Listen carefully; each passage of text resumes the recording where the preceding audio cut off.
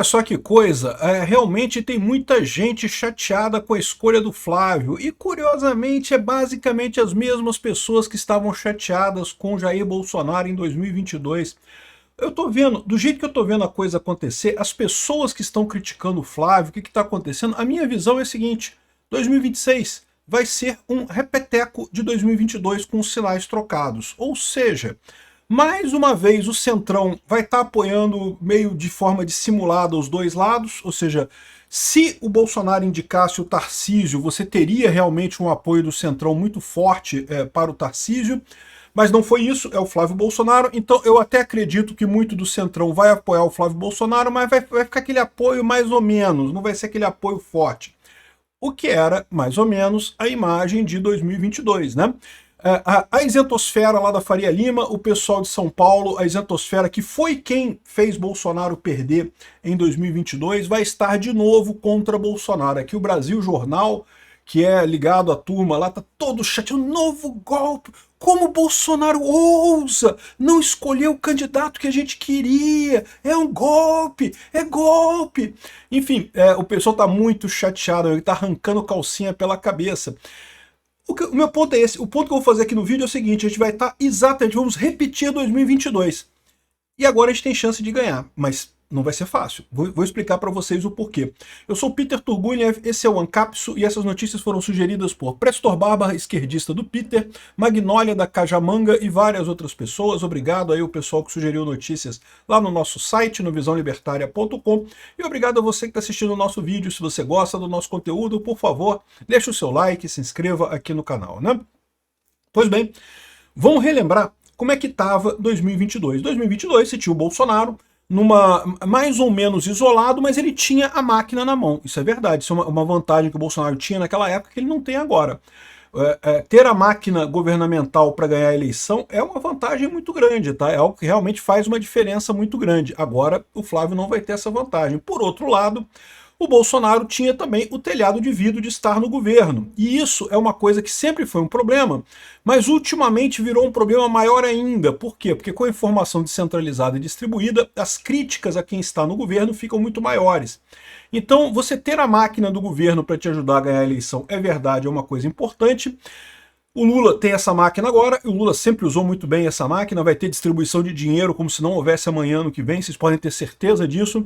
Mas a verdade é que ele tem o telhado de vidro também, vai ter muita gente chateada com o Lula, muita gente que o Lula não atendeu as expectativas desse pessoal. Então, o que eu tô vendo para vocês é isso, o que eu quero colocar aqui nesse vídeo é isso: 2026 vai ser um repeteco de 2022. Com o Flávio Bolsonaro de candidato, o Lula vai ser o candidato da esquerda, sempre foi isso, a gente nunca teve dúvida que ele seria o candidato da esquerda, mas agora meio que se consolidou um repeteco de 2022, ou seja, as forças vão estar mais ou menos equilibradas exatamente como em 2022. Isso é um problema? Olha só, isso diminui a chance do Bolsonaro ganhar, eu não tenho dúvida disso, eu já falei para vocês. Por quê? Porque eu acho que o Tarcísio seria um nome muito melhor nesse sentido. Por quê? Porque ele capta o pessoal do meio, o pessoal da Faria Lima e coisa e tal, e muita gente entende errado isso, acha assim: ah, não, tá vendo, Peter, mas então, se esse pessoal tá chateado, então é porque não devia ser o Tarcísio mesmo. Não, gente, isso deixa de ser burro. O Tarcísio tem um apoio desse pessoal, não quer dizer que o Tarcísio vai ceder para esse pessoal. O Tarcísio é um cara inteligente, ele tá do lado do Bolsonaro, ele não vai ceder para esse pessoal, ele vai ter o apoio desse pessoal e não vai ceder para eles. E lembra que é muito importante a gente ganhar em 2026, né? Eu já expliquei para vocês que ganhar em 2026 é meio que uma coisa que a gente não tem alternativa. Por quê? O presidente que ganhar em 2026 vai trocar 3 ministros do STF. Mas não é só isso. Nos 10 anos seguintes, acho que 12 anos seguintes, nos 12 anos seguintes, só vai ser trocado um ministro do STF. Então, vamos supor que por qualquer motivo a gente perca essa janela, a gente perca a eleição de 2026. Acabou, meu amigo. O STF agora só em 2042 que começa a mexer no STF de novo. Então, meio que... E hoje em dia o STF está mandando no país, eles fazem o que quiserem, não tem mais oposição, não tem mais nada, eles que mandam. Então, daí a importância que eu digo para vocês: ou a gente ganha em 2026 ou a gente está fudido e mal pago. Então, esse é o ponto. Olha só, o povo está indo para a direita. A gente vai ganhar de qualquer jeito, de um jeito ou de outro. mas o prazo pode ser muito maior, né? O prazo começa a ficar longo, né? Eu em 2042 vou estar com 80 anos de idade. Você já começa a fazer as contas, cara, será que eu vou estar vivo nessa época, né? Não sei, né? Então, esse é que é o problema no final das contas. Seria uma derrota muito... A chance que a gente tem de ganhar é ganhar essa eleição no que vem. Por isso que eu achava o Tarcísio uma boa escolha. O Tarcísio seria uma alternativa que meio que garantiria, porque seria diferente de 2022. Em 2022, o Lula tentou vender uma aliança ampla, mas a verdade é que não tinha aliança ampla do Lula não, tá? Ele tentou vender essa ideia, mas o Tarcísio conseguiria uma aliança ampla. E com essa aliança ampla, tirando só a esquerda que ficaria com o Lula, por óbvio, seria muito fácil ele ganhar. E ele ganhando resolveria o problema, porque, de novo, o pessoal acha que, não, o Tarcísio, o Centrão gosta do Tarcísio, então o Tarcísio é do Centrão. Não, não é isso. O Centrão acha que consegue influenciar o Tarcísio. Consegue de verdade? Não, não consegue, só se o Tarcísio deixar. E o Tarcísio vai estar do lado do Bolsonaro, então não teria esse risco. Então, assim, o Tarcísio seria uma aposta certa. Com o Flávio Bolsonaro, você tem a outra visão. A gente vai ter um repeteco de 2022, ou seja, o Centrão vai estar apoiando mais ou menos cada lado, não vai ter aliança ampla de nenhum outro lado.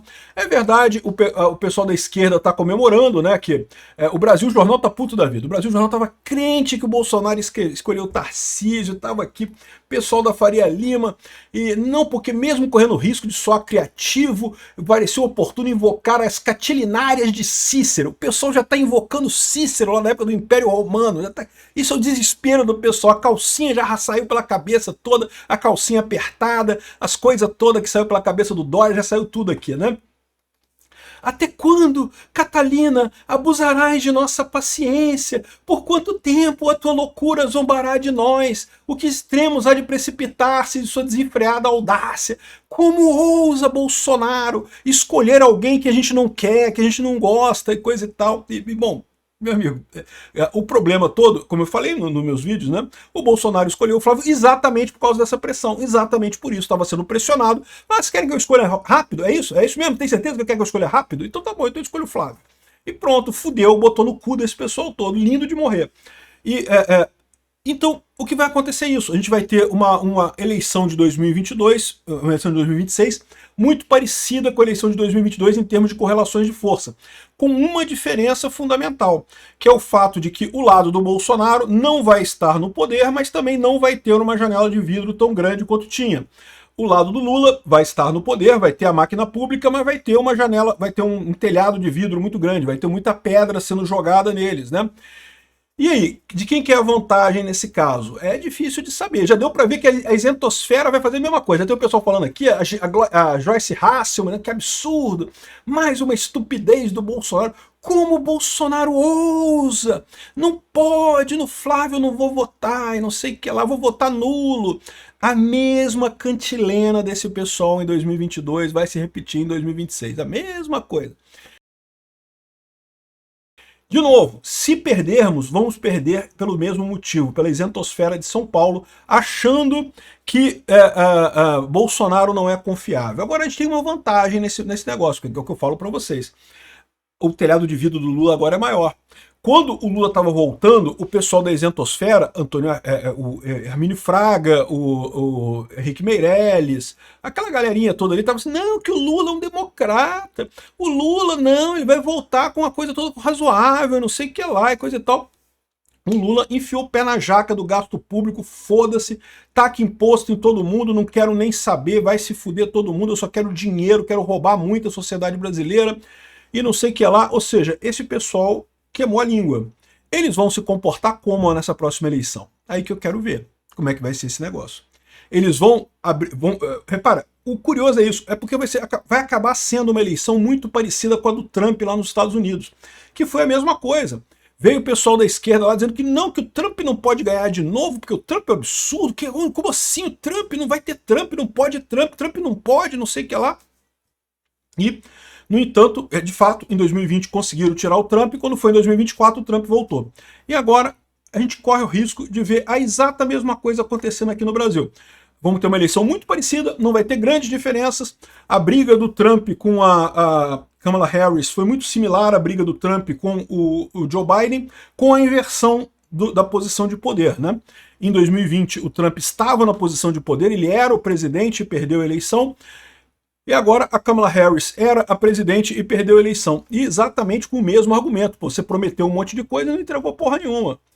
O Lula prometeu que ia trazer o céu na terra, porque o Lula vai trazer o Brasil de volta. Queimou a COP30 completamente, estourou as contas públicas, faliu as estatais todas, quebrou os Correios. Esse monte de coisa vai jogar contra o Lula, né? E aí, até onde vai essa raivinha do pessoal de São Paulo de querer votar nulo porque não gosta do nome Bolsonaro? Eu não sei. Existe a chance deles, embora não gostar... Ninguém vai gostar do Flávio Bolsonaro. O pessoal da isentosfera de São Paulo não vai gostar do Flávio Bolsonaro, não tenho dúvida disso. Mas talvez a visão deles de que mais 4 anos de Lula seria uma tragédia completa, talvez seja uma alternativa. E até as pessoas que estão naquela visão de que o STF está se excedendo, tem um incentivo agora para votar no Flávio Bolsonaro, exatamente por esse motivo. Porque se votarem no Flávio Bolsonaro, trocando 3 ministros do STF, que é o normal que deve acontecer, né? É lógico, a gente espera que talvez a gente consiga trocar mais um ou outro por conta de impeachment, mas vamos considerar por enquanto que o impeachment a gente não consegue, mas a gente consegue trocar 3 ministros. Trocar 3 ministros do STF já dá uma boa medida por conta de que já equilibra a coisa. Já fica equilibrada a coisa. Fica 5-6. 5-6 já é muito melhor do que a situação atual, que é 8-3, né? 9-2, na verdade, né? 9 de esquerda e 2 de direita. Então, assim, mesmo o pessoal que quer contenção do STF, o Flávio passa a ser uma boa opção. Então, sim, é lógico que a esquerda, eu acho que é centro-esquerda, o pessoal do MBL, Nando Moura, vai estar todo mundo puto da vida pra caramba, mas a escolha é muito boa. É um repeteco de 2022. Da mesma forma, o Partido Republicano lá nos Estados Unidos teve a mesma escolha. Eles pensaram em escolher a Nikki Haley, que seria uma pessoa republicana também de direita, mas que seria mais moderada, não sei o que lá. Não, opta, vamos fazer um repeteco de 2020, vamos botar o Trump em 2024. E o Trump ganhou. Então aqui vai ser a mesma coisa, vamos fazer um repeteco de 2022, vamos botar o Flávio Bolsonaro. E o Flávio Bolsonaro tem uma chance grande de ganhar, né? É lógico, o Centrão vê isolamento de Flávio Bolsonaro, o PT comemora anúncio de candidatura adversária. Como, diga-se de passagem, os democratas lá nos Estados Unidos comemoraram o Donald Trump, tá? Eles comemoraram muito. Aliás, em alguns estados lá nos Estados Unidos você pode participar da primária do outro partido sem ser do outro partido. Então, os democratas, eles iam nas primárias republicanas para votar a favor de Donald Trump, porque achavam que se fosse a Nikki Haley ou se fosse outra pessoa, outro republicano contra o Joe Biden ou a Kamala Harris, teria mais chance, né? E aí foram lá e votaram, não, que vamos votar no Trump, porque aí o Trump não tem chance, o Trump não vai ganhar nunca, e ó, tomaram na rabiola, e vão tomar de novo aqui no Brasil em 2026 com o Flávio, né? E eu já vejo algumas coisas positivas nisso daqui, né? É lógico, de novo, é importante que o Flávio abra o máximo o leque político. Esse negócio de se isolar não faz bem, não dá certo. Eu acho que esse foi um dos erros que o Bolsonaro fez, já falei isso várias vezes. Eu gosto do Bolsonaro, voto no Bolsonaro, mas eu tenho algumas críticas ao Bolsonaro. Sempre tive, sempre coloquei alguns pontos aqui que eu critico ele. E um ponto que ele está falando é justamente isso, que a tomada da decisão ontem, hoje começam as negociações. Primeiro gesto, eu peço que todas as lideranças políticas que se dizem anti-Lula é aprovar a anistia ainda esse ano. Então ele vai focar nisso. É o foco dele, e é um foco muito importante, eu não tenho dúvida nenhuma, né? Espero não estar sendo radical ao querer anistia para inocentes. Temos só 2 semanas, vamos unir a direita. Esse é o ponto aqui que o Flávio Bolsonaro está colocando nessa negociação dele. Mas é lógico, ele está deixando isso aqui também aberto para negociar. E aí, vamos conversar. E olha só, o Adolfo Sachida, que é uma ótima opção, como eu falei para vocês, eu acho que é muito importante para o Flávio Bolsonaro escolher um bom nome para a economia, para tranquilizar a Faria Lima. Justamente algo que o Lula não fez. O Lula, desde o início, o pessoal sabia que ele ia botar alguém terrível. Eu falei para vocês que ele ia botar alguém terrível. O Henrique Meirelles achava que ia ser ele, o Armínio Fraga achava que ia ser ele. E eu falei, meu amigo, se fosse um desses dois, o Lula teria dito que era eles. O Lula ia escolher do Haddad para baixo, era do Haddad para pior. E o pessoal entubou essa porra toda. Espero que eles fiquem espertos agora. O Flávio Bolsonaro pode resolver isso muito facilmente. O Sachida é um ótimo nome. O próprio Sachida é um ótimo nome para a equipe econômica do Flávio Bolsonaro. Mas tem outros nomes também. O Roberto Campos Neto seria um nome de peso. Não sei se ele toparia, mas seria um nome de peso. O Paulo Guedes falou que não quer entrar mais em política, mas seria outro também que seria ótimo se topasse essa brincadeira. Eu acharia lindo isso, né? Então aqui, ó, na última sexta-feira ficou conhecido que o presidente Jair Bolsonaro anunciou apoio à candidatura do seu filho à presidência da República. A reação imediata do mercado foi negativa.